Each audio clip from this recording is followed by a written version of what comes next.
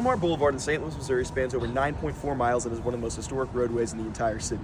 Delmar runs east to west and is home to the Delmar Loop, one of St. Louis's most prominently attainable districts. Delmar Boulevard also serves as a racial and socio-economic dividing line known as the Delmar Divide. Spending many of my years growing up in St. Louis, the Delmar Divide was always a term I had heard thrown around, as well as warnings telling me going north of Delmar is not safe. Despite hearing so much about it, I have never stopped to consider the two sides and how life is different on both sides of the street. Where do the similarities lie? What are the differences? These questions I've always wondered about led me to set out and ask, how do people who grew up on opposite sides of Delmar Boulevard describe their lived experience of St. Louis differently? I will examine the differences in life on both sides of Delmar and how the divide influences daily lives. I want to understand real experiences, what people notice, and compare the two sides. To answer my questions as accurately as possible, I am gathering first-person accounts from individuals directly tied to a specific side of the street. Additionally, I will read current news articles and reports, as well as historical texts, to gain a deeper understanding of the Delmar Divide. This divide didn't just happen. In the 1900s, St. Louis city developers and officials used zoning laws that prevented black residents from buying homes in many areas south of Delmar, according to Harlan. The division got worse with the implementation of federal redlining maps in the 1930s. These maps marked neighborhoods north of Delmar as, quote, high risk, which led to little investment in the area. Since the areas directly south of the divide were seen as desirable, funding was poured into the already white-only neighborhoods, which now had better schools and infrastructure, according to Edwards. This manufactured divide is a microcosm of the effects of redlining across the entire country. This illustrates the harm caused by these practices and the lasting unfair advantages and disadvantages they have created, even 100 years later. Today, in areas directly south of Delmar, the median home value is over $300,000, with 67% of the population holding a college degree. North, the median price is only $78,000, and only 1 in 20 residents has obtained a higher education degree.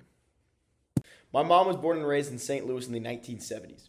She has lived through this history, so I thought it would be important to ask her these questions to find a perspective and knowledge that isn't possible to find in textbooks or web pages. So you lived in St. Louis during the redlining years. What do you remember about how neighborhoods were divided back then? Well, they didn't use the word redlining back then, but we kind of all understood what it meant. What kinds of differences did you notice between the two sides? Well, the south side had newer houses, nicer schools, and more stores. So what about the north side? They had older buildings, and the schools had much less funding. After learning the background of the issue through primary source research and the interview with my mother, I still wasn't able to directly answer my question. The most important thing for me to do now is to directly ask people living through it. I was raised far from the city across the river in Illinois, so any experiences I have with this aren't firsthand. The first person I spoke with was my friend DeJuan Moore. DeJuan was born and raised in University City, just north of Delmar. So DeJuan, you grew up in U City, just north of Delmar, just north of the Divide. What was that like? Honestly, I didn't think about the divide when I was little. I felt like U City was just home. But the older I got, the more I realized how people talked about north of Delmar like it was some danger zone. I'd tell people where I lived, but they'd be like, oh man, be careful over there. And like, that just always irritated me. When did the differences between the two sides really hit you? Like, when did you realize the differences? I feel like it clicked when I got to a private high school, you know, because my public school wasn't bad, but when I stepped into the private school, it was like a whole different world, you know. It was new books, clean classrooms, every sport had brand new gear, and I realized my old school wasn't bad, it was just underfunded, you know. You don't know what you're missing until you see what someone else has.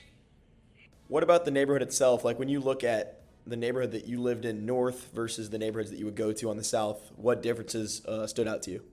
It was a little stuff, you know, like sidewalks weren't as maintained, grocery stores are different. When I go south for school or to hang out, like, the areas just felt like calmer, you know, like more money, nicer houses, better roads, you know, you feel me? I feel like it makes the city feel split, you know. People grow up with totally different realities and like, I didn't even know it. I didn't understand how different life was south of Delmar until I really spent time there, you know. Now, gaining the interesting perspective of someone from the north side, I decided to contrast this experience and gain another look at it. I interviewed my friend Eli Dooley. Eli grew up in the Central West End, a neighborhood located just south of Delmar. The Central West End, the neighborhood that Eli's from, is known for its high-end shops and its valuable real estate. So you grew up south of Delmar. What was that like? It felt pretty normal. Like, I didn't really think about St. Louis having a divide. When did you start to hear about the Delmar Divide? When I was pretty young, like most adults would say, like, don't go north of Delmar, like it's pretty dangerous up there, but like nobody actually told me why, so like I never really thought about it. How does the divide affect how you see St. Louis? Honestly, like it just feels kind of unfair. Like when I was growing up, like my neighborhood had all the good schools, safe streets, like events going on, all these businesses, and like meanwhile in the north, like it was just completely different, and people had a completely different way of living, and just so much less money put into it. So nice. Eli, which school did you attend? I went to Clayton High School. Was that a public school? Was that your public district? Yeah, it was. Nice. And how was that? It was great. Like, had great resources, like great classrooms. Like, honestly, like it just felt like we were set up to succeed. Now standing here myself, the differences are evident. I'm currently on Aberdeen Place, a historic street south of Delmar, just south of Delmar. Even in the late evening, I see families walking their dogs in front of the brand new Whiteout Middle, which is part of the Clayton School District, named the #1 district in the entire state of Missouri. After hearing these stories and seeing the divide with my own eyes, I realized that people on opposite sides of Delmar experience St. Louis in different ways. For Dewan, growing up north of Delmar meant navigating underfunded schools in his early years, fewer resources, and the feeling of being labeled by the rest of the city. For Eli, growing up south of Delmar meant safety, stability, and opportunities he didn't even recognize as advantages until he got older and saw the differences himself. And for my mother, I learned that these differences weren't random. They were built decades ago through policies that shaped where families could live, what neighborhoods would receive investment, and which ones would be ignored. So to answer my question, how do people who grew up on opposite sides of Delmar describe their lived experiences differently? I think they described the same city, but they did not have the same opportunities. To me, the opportunity that stuck out the most to me, that they saw the biggest differences, was in education. Their stories reveal two different sides of one city. Hearing these perspectives together has helped me understand that the Delmar Divide is not just a line on a map. It's a boundary that still shapes how people see their community, their opportunities, and even their future. Standing here on Delmar, I can see how close these worlds truly are, only a few feet apart. By listening to people who live on both sides, I'm starting to understand the stories that have built this divide.